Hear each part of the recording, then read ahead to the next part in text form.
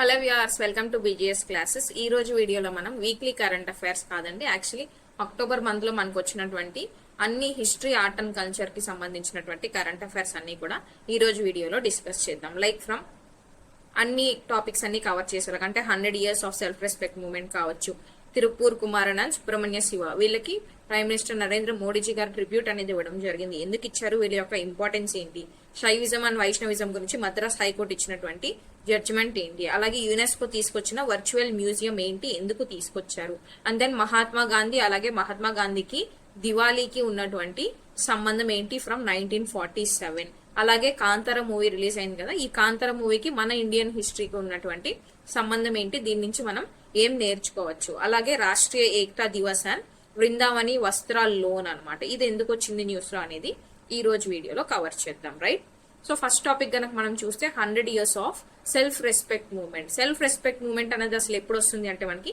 1925 లో ఈ మూవ్మెంట్ ని లాంచ్ చేయడం జరుగుతుంది.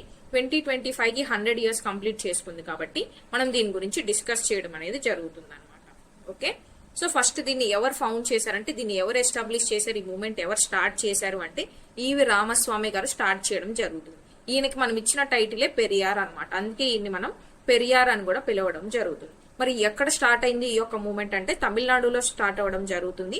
ఎందుకు స్టార్ట్ అయింది, తమిళనాడు సొసైటీ ఏదైతే ఉందో ఆ సొసైటీలో సెక్యులరిజం ని ప్రమోట్ చేయడానికి, రేషనలిజం ని ప్రమోట్ చేయడానికి, అలాగే కాస్ట్ కి సంబంధించి హయ్యర్ అథారిటీస్, హైరార్కీస్ ఏవైతే ఉంటాయో వీటిని ఎండ్ చేయాలి అనే ఉద్దేశంతో ఈ మూవ్మెంట్ ని స్టార్ట్ చేయడం జరుగుతుంది అనమాట. మరి సెల్ఫ్ రెస్పెక్ట్ అంటే ఏంటి, తమిళ టర్మ్ లో సుయమరియత్తై అంటే మనకి సెల్ఫ్ రెస్పెక్ట్ అనమాట. అలాగే మానం అని అంటాం, మానం అంటే నథింగ్ బట్ ఆనర్ అనమాట. రైట్, సో మేజర్ కాంట్రిబ్యూషన్స్, మరి యొక్క మూవ్మెంట్ కి సంబంధించి అవుట్కమ్స్ ఏంటి, మేజర్ రిఫార్మ్స్ ఏం తీసుకొచ్చింది, ఎలా కాంట్రిబ్యూట్ చేసింది సొసైటీ కనుక మనం చూస్తే దీని యొక్క ఐడియల్స్ అనేవి 3 ఉన్నాయి. ఫస్ట్ వన్ వచ్చేసి ఈక్వాలిటీ, దీన్నే సమత్వం అంటాము, అలాగే ఫ్రీడమ్, దీన్నే సుతంత్రం అంటాం, అలాగే సోషల్ జస్టిస్ అంటే సమధర్మం అని అంటాం అనమాట. It's nothing but Tamil terms, ఎందుకంటే తమిళనాడులో ఈ మూవ్మెంట్ జరిగింది కాబట్టి తమిళ్ టర్మ్స్ అనేది ఇక్కడ ఇవ్వడం జరిగింది. నెక్స్ట్ ఏంటి, సెల్ఫ్ రెస్పెక్ట్ మ్యారేజెస్ అనమాట. 1928 లో మనకి, అంటే 1925 లో మనకి ఈ మూవ్మెంట్ అనేది స్టార్ట్ అయితే దీని ఎఫెక్ట్ గా మనకి 1928 లో సెల్ఫ్ రెస్పెక్ట్ మ్యారేజెస్ కూడా కండక్ట్ చేయడం జరుగుతుంది. అంటే వితౌట్ ప్రీస్ట్ అనమాట, ఎవరైతే పూజారులను మనం పెట్టి ఇప్పుడు వెడ్డింగ్స్ అనేవి చేసుకుంటామో ఆ పూజారుల యొక్క సహాయం లేకుండా, వాళ్ళ ఇంటర్ఫరెన్స్ అనేది లేకుండానే ఈ యొక్క మ్యారేజెస్ అనేది చేయడం జరిగింది అనమాట. It's nothing but higher caste అనమాట. ఈ యొక్క హయ్యర్ క్యాస్ట్, హైరార్కీస్ అనేది లేకుండా చేసాము అని చెప్పడానికి ఇదొక సింబల్. నెక్స్ట్ వచ్చేసి ఉమెన్స్ లిబరేషన్, ఉమెన్ యొక్క విడో రీమ్యారేజ్ కావచ్చు ప్రమోట్ చేయడం, డివోర్స్ రైట్స్ అనేవి కల్పించడం, ప్రాపర్టీ రైట్స్ అనేవి కల్పించడం, కాంట్రాసెప్టివ్స్ యూజ్ చేయడానికి ఫ్రీడమ్ అనేది వాళ్ళకి ప్రొవైడ్ చేయడం అనేది జరిగింది. నెక్స్ట్ వచ్చేసి education reforms, which is nothing but తమిళ్ని, అంటే తమిళ్ లాంగ్వేజ్ ని ఒక మీడియం గా ప్రమోట్ చేయడం జరుగుతుంది. ఇన్ ద స్కూలింగ్ లో కావచ్చు, కాలేజెస్ లో కావచ్చు, వాళ్ళ లాంగ్వేజ్ ని ప్రమోట్ చేసుకోవడం జరుగుతుంది. నెక్స్ట్ వన్ వచ్చేసి ఇంటర్ కాస్ట్ మ్యారేజెస్, అంటే ఎండోగమీ ఏదైతే ఉంటుందో దీన్ని వీళ్ళు అపోజ్ చేయడం జరిగింది. And social integration, social integration అంటే nothing but inter caste marriages.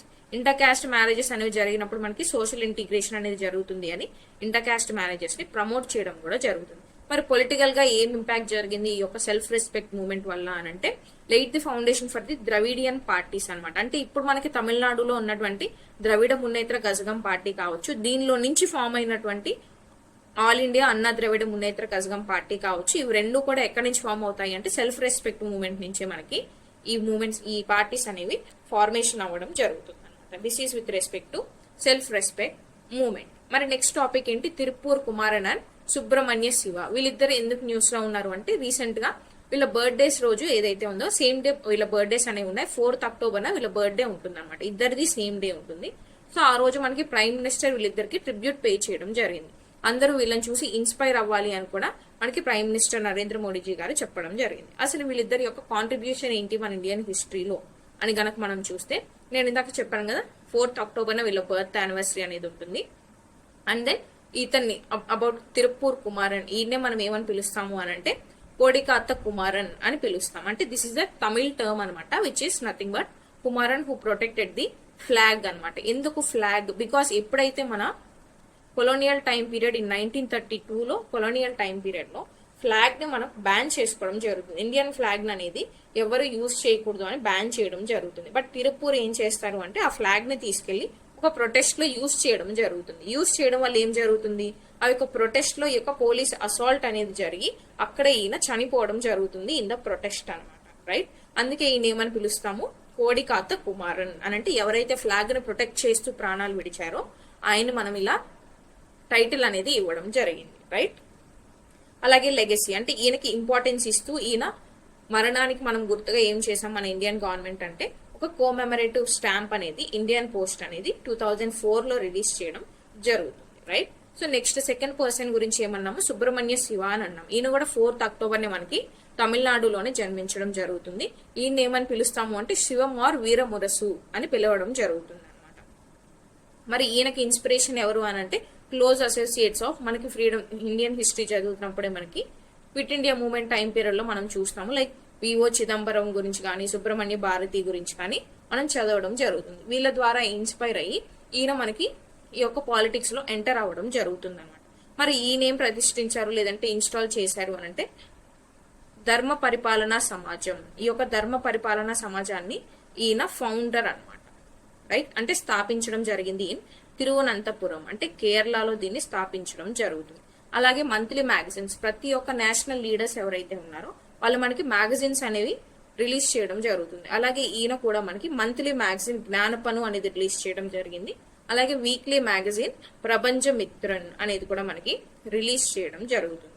అలాగే ఈయన యొక్క పెన్ నేమ్ కనుక మనం చూస్తే నారదర్ అనే పెన్ నేమ్ తో ఈయన ఈ యొక్క ఆర్టికల్స్ అనేవి కూడా రాయడం జరిగింది అనమాట. రైట్, అలాగే ఇంకేం రాశారు ఆథర్ బుక్స్ అంటే మనకి రామానుజ విజయం అలాగే మాధవ విజయం అనే బుక్స్ కూడా ఈయన రాయడం జరుగుతుంది. రైట్, సో వీళ్ళిద్దరి కాంట్రిబ్యూషన్ అనేది మన యొక్క నేషన్ కి ఉంది కాబట్టి వీళ్ళిద్దరి బర్త్ యానివర్సరీ రోజు ప్రైమ్ మినిస్టర్ నరేంద్ర మోడీజీ గారు వీళ్ళిద్దరికి ట్రిబ్యూట్ పే చేయడం జరిగింది. ఓకే, సో మన నెక్స్ట్ టాపిక్ వచ్చేసి కాంతారా మూవీ అనమాట. మనకు తెలుసు కాంతారా మూవీ కూడా రిలీజ్ అవ్వడం జరిగింది, విచ్ ఇస్ కాంతారా చాప్టర్ 1. దీన్ని మన ఇండియన్ హిస్టరీతో మనం ఎలా లింక్ చేసుకోవాలి, డైలీ స్టడీస్ అని నేను చెప్పను, స్టడీస్ తో పాటు ఎంటర్టైన్మెంట్ కూడా ఉండాలి.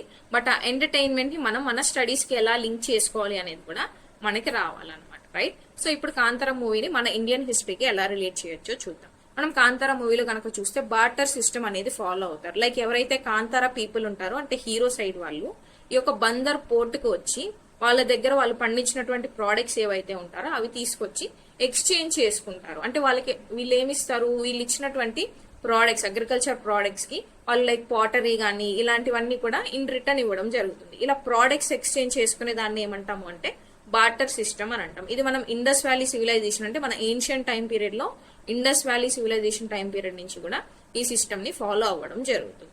నెక్స్ట్ వన్ ఏంటి, స్పైసెస్ ట్రేడ్ అనమాట. మేజర్ గా ఏ ప్రోడక్ట్స్ ట్రేడ్ చేశారు ఈ యొక్క కాంతారా పీపుల్ అంటే కార్డమం కావచ్చు, స్పైసెస్ కావచ్చు, టర్మరిక్, ఈ ప్రోడక్ట్స్ ని ట్రేడ్ చేయడం జరుగుతుంది. మరి ఎప్పటి నుంచి స్టార్ట్ అయింది మన ఇండియన్ హిస్టరీలో ఈ యొక్క స్పైసెస్ ట్రేడ్ అని అంటే గనక మనకి ఇండియన్ సీ రూట్ ని ఎవరు కనుక్కుంటారు, మనకు వాస్కోడ గామా కనుక్కోవడం జరుగుతుంది ఇన్ 1498 AD. ఈ యొక్క సీ రూట్ అనేది కనుక్కున్న తర్వాత ఈయన ఫస్ట్ చేసిన వర్క్ ఏంటి అంటే ఈ యొక్క స్పైసెస్ ట్రేడ్ అనమాట. ఈ యొక్క స్పైసెస్ ని ట్రేడ్ చేయడం జరుగుతుంది. మన దగ్గర నుంచి వాళ్ళ కంట్రీకి వెళ్తారు, అగైన్ వాళ్ళ కంట్రీ నుంచి మన కంట్రీకి వస్తారు, అగైన్ మన కంట్రీ నుంచి వాళ్ళ దగ్గరికి వెళ్తారు. ఇలా వెళ్తూ వెళ్తూ ఈయన ఒక రిచ్ పర్సన్ అవ్వడం జరుగుతుంది. ఇదే మనకి వేరియస్ కంట్రీస్ ని మన ఇండియాకి వచ్చేలాగా అట్రాక్ట్ చేయడం జరుగుతుంది. దీనివల్లే మనకి యూరోపియన్స్ యొక్క ఇన్వేషన్స్ అనేది మన ఇండియా మీద జరుగుతుంది అనమాట. సో ఇలా స్పైసెస్ ట్రేడ్ కూడా మనం ఈ మూవీలో అబ్జర్వ్ చేయొచ్చు.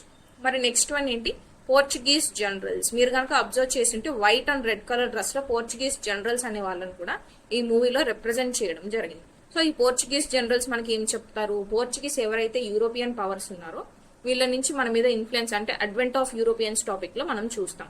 So advent of Europeans topic లో మనం పోర్చుగీస్ జనరల్స్ అనే వాళ్ళు మన ఇండియాలో ఉన్నారు. వీళ్ళని ఏవైతే ట్రేడ్ కోసం కావచ్చు లేదంటే పోర్ట్ టౌన్స్ కోసం కావచ్చు వీటి కోసం వీళ్ళని మనకి అపాయింట్ చేశారు మన ఇండియాలో అని చెప్పొచ్చు. మరి మేజర్ గా పోర్చుగీస్ నుంచి మనం ఎవరి గురించి చదువుతాము అంటే పోర్చుగీస్ గవర్నర్స్ గురించి చదువుతాం. పోర్చుగీస్ నుంచి మనకు అపాయింట్ చేసింది 3 మెంబర్స్ అనమాట. ఫస్ట్ వచ్చేసి ఫ్రాన్సిస్కో డి అల్మెడా ఉంటారు, నెక్స్ట్ వచ్చేసి అల్బుకర్ ఉంటారు, అండ్ దెన్ లాస్ట్ వన్ వచ్చేసి మనకి మినో డి కున్నా ఉంటారు అనమాట. వీళ్ళ ముగ్గురు మనకి పోర్చుగీస్ గవర్నర్స్. వీళ్ళే మనకి బ్లూ వాటర్ పాలసీని అల్మెదా తీసుకురావడం జరుగుతుంది. దాన్ని ఎవరు రిపల్ చేస్తారు అంటే అల్బుకర్ రిపల్ చేయడం జరుగుతుంది. బ్లూ వాటర్ పాలసీ అనేది important, right. So next one వచ్చేసి పోర్ట్ టౌన్. దీనిలో మేజర్ గా ఏ పోర్ట్ టౌన్ గురించి డిస్కస్ చేస్తారు మనకి బందర్ పోర్ట్ గురించి డిస్కస్ చేయడం జరుగుతుంది. ఎక్కడ ఉంటుంది ఈ యొక్క బందర్ పోర్ట్ మనకి అంటే ఈ గుజరాత్ ఏరియాలో మనకి బందర్ పోర్ట్ అనేది ఉండడం జరుగుతుంది. అంటే వెస్టర్న్ కోస్ట్ లో మనకి యొక్క బందర్ పోర్ట్ టౌన్ అనేది లొకేట్ అయి ఉంటుంది. దీన్ని ఏమని పిలుస్తాము అంటే one of the ancient port towns అని కూడా మనం పిలవడం జరుగుతుంది. And the next one is Kadamba kingdom. ఈ యొక్క కాదంబా కింగ్డమ్ మూవీలో ఎక్కడ వస్తుంది అంటే కింగ్ యొక్క అంటే రాజు తన కొడుక్కి ఎప్పుడైతే పట్టాభిషేకం చేస్తూ ఉంటాడో దాన్నే మనం ఏమంటాము అంటే కరోనేషన్ సెరమనీ అంటాం. ఈ కరోనేషన్ సెరమనీ జరిగినప్పుడు కాదంబా రాజులు మీకు ఒక స్వార్డ్ అంటే ఒక కత్తిని పంపించారు అని చూపించడం జరుగుతుంది. దీని నుంచి మనం ఏం అర్థం చేసుకోవాలి అంటే రీజనల్ డైనాసిటీస్ తో ఉన్నటువంటి ఫ్రెండ్లీ రిలేషన్స్ మనం అర్థం చేసుకోవాలి. అలాగే ఈ యొక్క కాదంబా కింగ్స్ అనే వాళ్ళు ఏ రీజియన్ ని రూల్ చేశారు అంటే గోవా రీజియన్ ని రూల్ చేయడం జరుగుతుంది మన ఇండియన్ హిస్టరీ టైం పీరియడ్ లో, రైట్. మరి ఎవరు ఫౌండర్ ఈ యొక్క కాదంబా డైనాసిటీకి అంటే మయూర శర్మ దీని యొక్క ఫౌండర్. అండ్ ఈ యొక్క డైనాసిటీ క్యాపిటల్ వచ్చేసి బనవాసి. అలాగే వీళ్ళు పల్లవ రూలర్స్ కి కాంటెంపరీస్ అనమాట, రైట్. అండ్ నెక్స్ట్ టర్మ్ వచ్చేసి ప్రీ హిస్టారిక్ టూల్స్ అనమాట. మీరు కనుక అబ్జర్వ్ చేసుంటే అసలు మూవీ మొత్తం ఎక్కడ స్టార్ట్ అవుతుంది, వీళ్ళు యూజ్ చేసేది అంటే మన కాంతారా పీపుల్ యూజ్ చేసేది stone made tools. Hunting starting లో మీరు కనుక చూస్తే వీళ్ళు హంటింగ్ కి వెళ్ళినప్పుడు స్టోన్ మేడ్ టూల్స్ యూజ్ చేస్తారు. బట్ ఎప్పుడైతే వీళ్ళు ఈ యొక్క కింగ్డమ్ నుంచి అంటే బందర్ నుంచి ఎవరైతే రాజుకు సంబంధించిన ఆర్మీ వెళ్తుందో వాళ్ళు యూజ్ చేసినటువంటి ఐరన్ టూల్స్ చూడడం వల్ల ఈ ఐరన్ టూల్స్ కోసం అసలు ఫస్ట్ బందర్కి రావడం జరుగుతుంది కదా. సో ఈ యొక్క iron tools shifting from stone made tools to iron tools మనం ఏం చెప్పొచ్చు అంటే ప్రీ హిస్టారిక్ టైం పీరియడ్ లో ఉన్నటువంటి టూల్స్ గురించి ఇక్కడ డిపిక్ట్ చేయడం జరిగింది. టూల్స్ ని మనం 2 టైప్స్ లో చూస్తాం. అచీలియన్ టూల్స్ అంటాము, అలాగే సొహానియన్ టూల్స్ అని పిలుస్తాం. ఇలా 2 టైప్స్ ఆఫ్ టూల్స్ షిఫ్ట్ కూడా ఈ మూవీలో మనం అబ్జర్వ్ చేయొచ్చు అనమాట. And the last one is Mangal turbine. ఏంటి మంగల్ టర్బైన్? మంగల్ టర్బైన్ అనేది మనకి ఉత్తరప్రదేశ్ రీజియన్ లో అంటే బుందేల్ఖండ్ రీజియన్ లో మనం చూస్తాను. మంగల్ టర్బైన్ అంటే నథింగ్ బట్ ఒక మెషిన్ అనమాట. ఇలా రివర్ వాటర్ కనుక ఫ్లో ఉంటే మీరు మూవీలో చూస్తుంటే ఈ రివర్ వాటర్ లో వాళ్ళు ఒక వీల్ ని పెట్టి ఈ వీల్ కి కొన్ని బ్లేడ్స్ అనేవి పెట్టి దీని నుంచి వాటర్ డ్రైవ్ చేస్తారు. ఈ వాటర్ ని వాళ్ళు స్టోర్ చేసుకున్నారు. సో వాటర్ స్టోరింగ్ టెక్నిక్ గా ఈ యొక్క మంగల్ టర్బైన్ ని యూజ్, ఇది మనం ప్రెసెంట్ డే మంగల్ టర్బైన్ అని చెప్తాం. వాళ్ళు యూజ్ చేసినటువంటి ఈ యొక్క వీల్ అనమాట. అంటే దీనిలో ఏం చేస్తాము అంటే ఫ్యూయల్ యూజ్ ఉండదు, ఎలక్ట్రిసిటీ యొక్క యూజ్ అనేది ఉండదు, ఇవేవి లేకుండా మనకి వాటర్ స్టోరింగ్ టెక్నిక్ గా ఈ యొక్క మంగల్ టర్బైన్ ని యూజ్ చేయడం జరిగింది in the movie. This is about Kantara chapter 1 relating to our Indian history. And next topic కనుక మనం చూస్తే Madras high court శైవైట్ and Vaishnavite heritage ని సేవ్ చేయాలి, సేఫ్ గార్డ్ చేయాలి అని చెప్పి ఒక వర్డిక్ట్ అనేది ఇవ్వడం జరిగింది. అసలు ఎందుకు న్యూస్ లో ఉంది అంటే వైష్ణవిజం కి సంబంధించి, అలాగే శైవిజంలో తేవారంకి సంబంధించి, వైష్ణవిజంలో నలయీర దివ్య ప్రబంధం అని పిలుస్తాం. సింపుల్ గా వైష్ణవిజం బుక్స్ ని మనం నలయీర దివ్య ప్రబంధం అని, శైవిజం బుక్స్ ని మనం తేవారం అని పిలవడం జరుగుతుంది. సో వీటి యొక్క సేఫ్ గార్డింగ్ అనేది మన రెస్పాన్సిబిలిటీ అని చెప్పి, మన స్పిరిచువల్ హెరిటేజ్ ని మనం కాపాడుకోవాలి అని చెప్పి ఒక వర్డిక్ట్ అనేది ఇవ్వడం జరుగుతుంది. ఈ యొక్క వర్డిక్ట్ అనేది అసలు ఎందుకు వస్తుంది అని అంటే వాలంటీర్స్ ఎవరైతే అంటే మన టెంపుల్స్ ఏవైతే ఉన్నాయో ఈ యొక్క టెంపుల్స్ యొక్క క్లీనింగ్ ఉంటుంది కదా. సో ఈ క్లీనింగ్ లో వాలంటీర్స్ ని అలౌ చేయాలి అంటే అందరి క్యాస్ట్లు ఎవరైతే ఉంటారో అందరి క్యాస్ట్లకు సంబంధించి వాలంటీర్స్ ని టెంపుల్ క్లీనింగ్ కి అలౌ చేయాలి అని చెప్పి ఈ యొక్క వర్డిక్ట్ అనేది ఇవ్వడం జరుగుతుంది. అలాగే ఈ టెంపుల్ క్లీనింగ్ ఏమని పిలుస్తాము అంటే మన ఏన్షియంట్ టర్మ్ లో ఉజ్జవర పని అని పిలుస్తాం అనమాట. మరి ఎవరు సూపర్విజన్ లో జరగాలని వర్డిక్ట్ ఇచ్చారు? ఆ టెంపుల్ కి ఎవరైతే హెచ్ఆర్ అండ్ సిఈ ఉంటారో వాళ్ళ సూపర్విజన్ లో జరగాలి అని చెప్పి ఈ వర్డిక్ట్ ఇవ్వడం జరిగింది. అలాగే దీంతో పాటు ఇంకేం చెప్పారు అంటే 6 హిందూ కల్ట్స్ ఏవైతే ఉంటాయో ఈ 6 ని మనం రికగ్నైజ్ చేస్తున్నామో వీటిని కాపాడుకోవాల్సిన బాధ్యత మనకు ఉంది అని చెప్పారు. ఈ 6 హిందూ కల్ట్స్ ని కలిపి మనం ఏమంటాము అంటే షణ్మఠ అని పిలవడం జరుగుతుంది. షణ్మఠ అంటే శైవిజం, వైష్ణవిజం, శక్తం, గణపత్యం, కౌమరం, అలాగే సౌరం అనమాట. ఈ 6 టైప్స్ ఆఫ్ హిందూ కల్ట్స్ ని కలిపి మనం షట్మఠ అని పిలవడం జరుగుతుంది అనమాట. అలాగే పర్మిషన్ అనేది ఓన్లీ టెంపుల్ ప్రెమైజెస్ అంటే ఓన్లీ టెంపుల్ చుట్టూ ఏదైతే ఉంటుందో ఆ టెంపుల్ ఏరియా మొత్తం క్లీన్ చేయడానికి పర్మిషన్ ఇచ్చారు. బట్ ఏదైతే శాంక్టమ్ ఉంటుందో అంటే శాంక్టమ్ అంటే నథింగ్ బట్ గర్భగుడి అని పిలుస్తాం కదా. సో ఈ గర్భగుడిని అలాగే మనకి ఏదైతే ఐడల్స్ ఉంటాయో అంటే దేవుడి యొక్క విగ్రహాలు ఏవైతే ఉంటాయో వీటిని క్లీన్ చేయడానికి మాత్రం పర్మిషన్ అనేది ఇవ్వలేదు టు ద వాలంటీర్స్, రైట్. మరి దీని యొక్క సిగ్నిఫికెన్స్ మనం ఏం తెలుసుకోవాలి అంటే శైవైట్ యొక్క హెరిటేజ్ అనేది తెలుసుకోవాలన్నమాట. శైవైట్ హెరిటేజ్ అలాగే వైష్ణవైట్ హెరిటేజ్ ఎక్కడి నుంచి వస్తుంది? మనకి భక్తి మూమెంట్ మనం చూసినప్పుడు శైవిజం గురించి చూస్తాము, అలాగే వైష్ణవిజం గురించి చూస్తాం. రైట్. సో ఈ శైవిజం ని ఫాలో అయ్యే వాళ్ళని ఏమంటాము అని అంటే నయనార్స్ అని పిలుస్తాం. అలాగే వైష్ణవిజం ని ఫాలో అయ్యే వాళ్ళని ఏమంటాము అంటే ఆల్వార్స్ అని పిలుస్తాం. మీలో ఎవరైనా గనక శ్రీకాళహస్తి, లైక్ ఆంధ్రప్రదేశ్ నెల్లూరు డిస్ట్రిక్ట్ లో శ్రీకాళహస్తి టెంపుల్ ఉంటుంది. ఈ యొక్క శ్రీకాళహస్తి టెంపుల్ కి ఎవరైనా కనుక విజిట్ అయ్యి ఉంటే ఆ టెంపుల్లో ఈ యొక్క 63 నయనార్స్ ఉంటారు. అంటే ఏన్షియంట్ మెడివల్ టైం పీరియడ్ లో మనకి 63 నయనార్స్ అనేవాళ్ళు ఈ యొక్క శైవిజం ని ప్రమోట్ చేయడం జరుగుతుంది. ఈ 63 నయనార్లు అని చెప్పి ఒక బోర్డు అనేది పెట్టి మనకి టెంపుల్లో వీళ్ళ 63 ఐడల్స్ కూడా ఉంటాయి. So if any one of you have visited this temple మీకు ఐడియా ఉంటుంది అనమాట. Right. So Shaivism and Vaishnavism. అలాగే తేవారం అంటే నథింగ్ బట్ వీళ్ళకి సంబంధించి ఉన్నటువంటి ఎవరైతే దీన్ని ప్రమోట్ చేశారో లేడీస్ అనమాట. లేడీస్ ఎవరైతే ప్రమోట్ చేశారో వాళ్ళు వచ్చి సంబంధార్, అప్పారన్, సుందరార్ అని పిలుస్తాం అనమాట. రైట్. అండ్ జడ్జ్మెంట్ ఏం చెప్తుంది మనకి? జడ్జ్మెంట్ ఫైనల్ గా ఏం చెప్తుంది? తమిళ్ డెవోషనల్ లిటరేచర్ అంటే మనకి శైవిజంలో గనక చూసుకుంటే తేవారం అని పిలుస్తాం. శైవిజం బుక్స్ ని తేవారం అని పిలుస్తాము. వైష్ణవిజం బుక్స్ ని నల్లయీరం దివ్య ప్రబంధం అని పిలవడం జరుగుతుంది అనమాట. సో ఈ యొక్క ఏదైతే తమిళ్ లిటరేచర్, డెవోషనల్ లిటరేచర్ ఉందో, భక్తి ట్రెడిషన్స్ ఉన్నాయో, ఈ టెంపుల్ కల్చర్ ఏదైతే ఉందో దీన్ని కాపాడుకోవడం మన బాధ్యత అని చెప్పి ఈ యొక్క వర్డిక్ట్ అనేది ఇవ్వడం జరిగింది. Right. And the next topic is UNESCO's virtual museum of stolen cultural objects. అంటే సింపుల్ గా ఏం లేదు, మనకి యునెస్కో ఉంది కదా, అంటే united nation educational social cultural organization అన్నమాట. మరి ఇది ఏం చేసింది అంటే ఒక వర్చువల్ మ్యూజియం ని లాంచ్ చేయడం జరిగింది. ఎందుకు?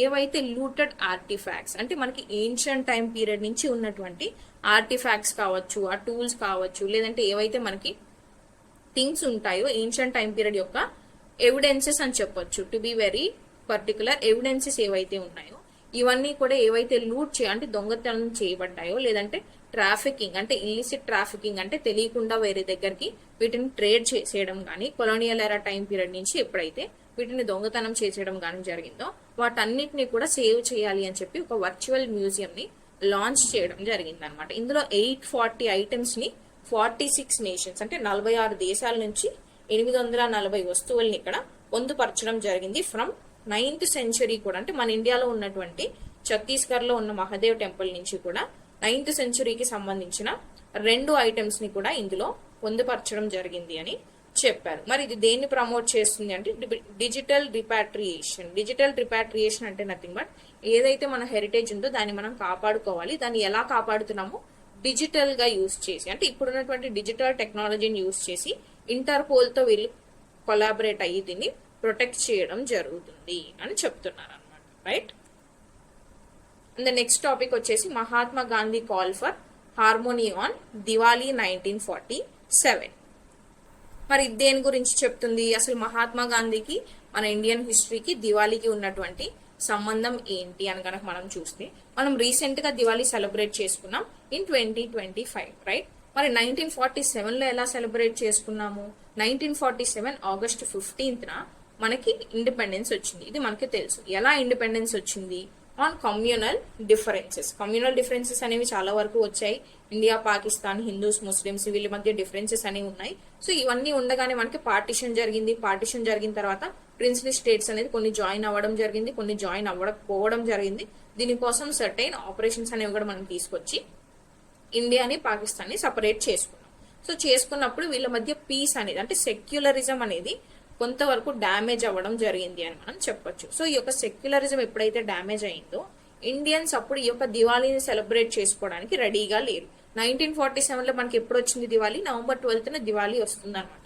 సో ఈ first Diwali after independence Indians celebrate చేసుకోవడానికి రెడీగా లేరు because of the pain of the partition అనమాట. సో ఈ టైం పీరియడ్ లో మహాత్మా గాంధీ గారు ఏం చెప్తారు అని అంటే, ఇక్కడ జరిగినటువంటి ఏదైతే కమ్యూనల్ రైట్స్ వల్ల కావచ్చు, బ్లడ్ షెడ్ వల్ల కావచ్చు, ఏదైతే హ్యాట్రెడ్ అనేది పెరిగిందో ఈ హ్యాట్రెడ్ అనేది కంటిన్యూ అవ్వకూడదు అని చెప్పి మహాత్మా గాంధీ గారు దివాళీ మెసేజ్ అనేది ఇవ్వడం జరుగుతుంది. ఏం చెప్తారు ఈ యొక్క దివాళీ మెసేజ్ లో అంటే, రాముడు ఆ రోజు ఎలాగైతే దివాళీ ఎందుకు సెలబ్రేట్ చేసుకుంటాము?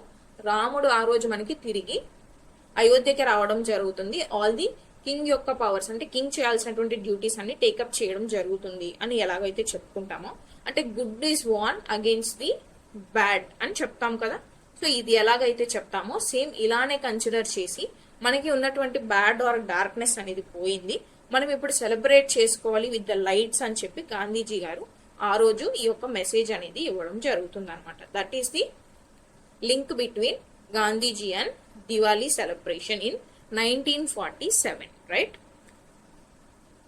సో నెక్స్ట్ టాపిక్ వచ్చేసి రాష్ట్రీయ ఏకతా దివస్. ఏంటి రాష్ట్రీయ ఏకతా దివస్ అంటే 31 అక్టోబర్ మనం రాష్ట్రీయ ఏకతా దివస్ గా సెలబ్రేట్ చేసుకోవడం జరుగుతుంది to honour our Sardar Vallabhbhai Patel గారు. సర్దార్ వల్లభాయ్ పటేల్ గారిని మనం ఫేమస్ గా ఎందుకు గుర్తుపెట్టుకుంటాము అంటే 560 ప్రిన్స్లీ స్టేట్స్ ఏవైతే మనం ఇందాక ఇండిపెండెన్స్ వచ్చింది ఆగస్టు 15 అన్నాం కదా. సో ఈ ఇండిపెండెన్స్ వచ్చిన తర్వాత 560 ప్రిన్స్లీ స్టేట్స్ అనేవి మనకి కొన్ని ఇండియాలో జాయిన్ అవ్వడం జరుగుతుంది, 3 మాత్రం మన ఇండియాలో జాయిన్ అవ్వకుండా ఏదర్ ఇండియాలో కానీ పాకిస్తాన్ లో కానీ జాయిన్ అవ్వాలి, లేదంటే ఇండిపెండెంట్ గా మిగిలిపోవాలన్నప్పుడు మేము ఇండిపెండెంట్ గా మిగిలిపోవాలి అని చెప్పుకోవడం జరుగుతుంది. సో ఇండిపెండెంట్ గా మిగిలిపోయిన వాటి కోసం ఈయన మనకి ఫైట్ చేయడం జరుగుతుంది అనమాట, రైట్. సో కీ హైలైట్స్ ఈ యొక్క రాష్ట్రీయ ఏకతా దివస్ 2025 కి సంబంధించి కీ హైలైట్స్ కనుక మనం అబ్జర్వ్ చేస్తే statue of unity. Statue of unity అంటే మనకి సర్దార్ వల్లభాయ్ పటేల్ గారి స్టాచ్యూ అనేది మనం తీసుకొచ్చుకోవడం జరిగింది. ఎప్పుడు ఎస్టాబ్లిష్ చేసాము అంటే 2018 లో దీన్ని మనం స్థాపించుకోవడం జరిగింది అనమాట. మొత్తం వరల్డ్ లోనే ఉన్నటువంటి అన్ని స్టాచ్యూస్ తో పోలిస్తే హైయెస్ట్ ఆర్ టాలెస్ట్ స్టాచ్యూ ఏది అని అంటే మనం ఈ యొక్క సర్దార్ వల్లభాయ్ పటేల్ గారి స్టాచ్యూ అని చెప్పొచ్చు అనమాట. ఎంత హైట్ ఉంటుంది అంటే 182 మీటర్స్ అనేది ఉండడం జరిగింది. ఓకే, ఈ యొక్క స్టాచ్యూ ఆఫ్ యూనిటీ దగ్గర మనం కల్చరల్ ప్రోగ్రామ్స్ అనేది ఆ రోజు ఏక్ భారత్ శ్రేష్ఠ భారత్ అనే థీమ్ తో సెలబ్రేట్ చేసుకోవడం జరిగింది. అండ్ ఏవైతే స్వదేశ్ దర్శన్ అలాగే ప్రసాద్ స్కీమ్స్ ఉన్నాయో వీటిని కూడా ప్రమోట్ చేసుకోవడం జరిగింది అనమాట, రైట్. మరి సర్దార్ వల్లభాయ్ పటేల్ గారి ఇంపార్టెన్స్ ఆర్ హిస్టారికల్ సిగ్నిఫికెన్స్ ఏంటి మన ఇండియన్ హిస్టరీలో గనక చూస్తే, ప్రీ ఇండిపెండెన్స్ అంటే మనకి ఇండిపెండెన్స్ రాక ముందు గనక మనం చూస్తే 1931 లో ఐఎన్సి సెషన్ కరాచీలో జరుగుతుంది. ఈ యొక్క కరాచీ సెషన్ కి ఈయన ప్రెసిడెంట్ గా అపాయింట్ చేయడం జరుగుతుంది. అలాగే ఖేదా సత్యాగ్రహ 1918 లో ఖేదా సత్యాగ్రహ జరుగుతుంది. దీనిలో ఈయన పార్టిసిపేట్ చేయడం జరుగుతుంది against land revenue. And again non cooperation movement. Non cooperation movement మనకి ఎప్పుడు జరుగుతుంది 1920 నుంచి 22 వరకు జరుగుతుంది. ఈ యొక్క 1920 టు 2022 పీరియడ్ లో నాన్ కోఆపరేషన్ అంటే ఏంటి, మనం బ్రిటిషర్స్ కి we are not going to cooperate anymore అని చెప్పి మనం ఈ యొక్క మూవ్మెంట్ ని తీసుకొచ్చాం. సో దీనికి అగేన్స్ట్ గా బ్రిటిష్ గూడ్స్ అన్ని మనం బాయ్కాట్ చేయడం జరుగుతుంది. సర్దార్ వల్లభాయ్ పటేల్ గారు ఆయన యొక్క లా ప్రాక్టీస్ ని గివ్ అప్ చేయడం జరుగుతుంది as part of non cooperation movement. మరి నెక్స్ట్ వన్ ఏంటి, బర్దోలీ సత్యాగ్రహ. ఇది 1928 లో జరుగుతుంది. ఇక్కడ ఏం జరుగుతుంది అంటే సేమ్ అగేన్స్ట్ ల్యాండ్ రెవెన్యూ. ఈ యొక్క ల్యాండ్ రెవెన్యూ అనేది ఇంక్రీజ్ చేయడం వల్ల దీనికి అగేన్స్ట్ గా ఈయన ఫైట్ చేయడం జరుగుతుంది. దీనికి అగేన్స్ట్ గా ఫైట్ చేసి సక్సెస్ అవ్వడంతో ఈయనకి ఈ యొక్క బర్దోలీ సత్యాగ్రహ టైం పీరియడ్ లోనే మనకి సర్దార్ అనే టైటిల్ అనేది ఇవ్వడం జరుగుతుంది. అందుకే వల్లభాయ్ పటేల్ గారిని సర్దార్ వల్లభాయ్ పటేల్ అని మనం పిలవడం జరుగుతుంది అనమాట. నెక్స్ట్ దేనిలో పార్టిసిపేట్ చేస్తారు, క్విట్ ఇండియా మూవ్మెంట్. 1942 లో జరిగిన క్విట్ ఇండియా మూవ్మెంట్ లో ఈయన పార్టిసిపేట్ చేయడం జరుగుతుంది. దీనిలోనే ఈయన్ని అరెస్ట్ చేయడం కూడా జరుగుతుంది. ఇది ప్రీ ఇండిపెండెంట్ టైం పీరియడ్ లో వల్లభాయ్ పటేల్ గారి ఇంపార్టెన్స్. మరి పోస్ట్ ఇండిపెండెంట్ టైం పీరియడ్ లో ఈయన యొక్క ఇంపార్టెన్స్ ఏంటి? ఫస్ట్ వన్ వచ్చేసి political integration of independent India. ఏదైతే ఇందాక మనం చూసామో 560 ప్రిన్స్లీ స్టేట్స్ ని ఈయన ఇంక్లూడింగ్ ఆపరేషన్ పోలో కూడా మనం లాంచ్ చేసుకొని మిగతా 3 స్టేట్స్ అంటే 3 ప్రిన్స్లీ స్టేట్స్ ఏవైతే ఉన్నాయో జమ్మూ కావచ్చు, జునాగఢ్ కావచ్చు, హైదరాబాద్ కావచ్చు, ఈ 3 స్టేట్స్ ని కూడా మన ఇండియాలోనే ఇంటిగ్రేట్ చేయడం జరుగుతుంది అనమాట. ఈ రోల్ ప్లే చేయడం వల్ల ఈయన్ని ఐరన్ మ్యాన్ ఆఫ్ ఇండియా అని కూడా మనం పిలవడం జరుగుతుంది. నెక్స్ట్ ఇంపార్టెంట్ పాయింట్ వచ్చేసి father of all India services. ఎందుకు father of all India services?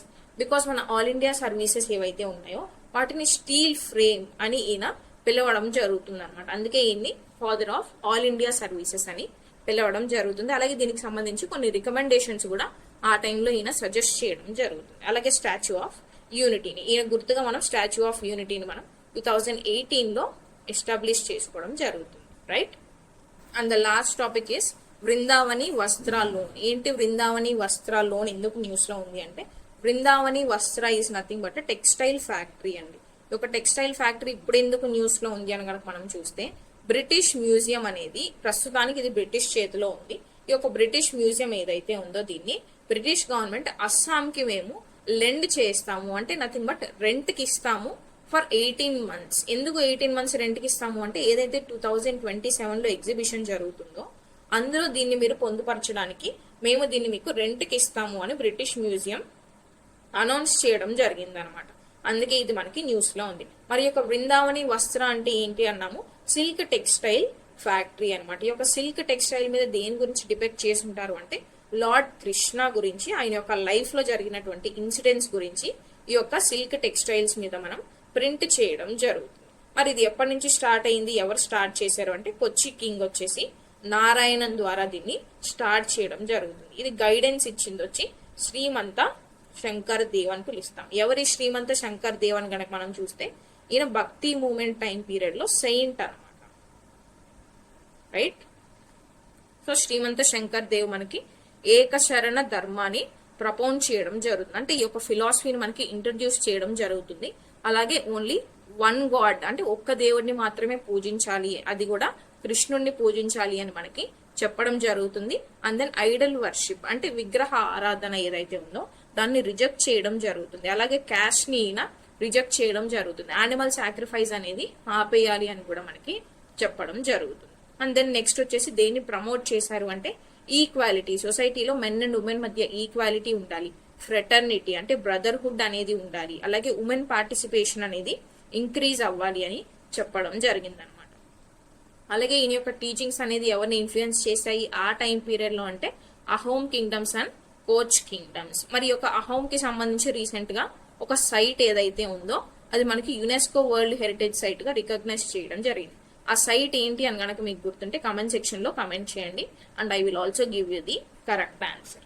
So these are all the weekly current affairs or the monthly current affairs, complete monthly current affairs of October history, art and culture. Hope you liked this video and it was very informative to you. Thank you so much for watching and subscribe for more such updates.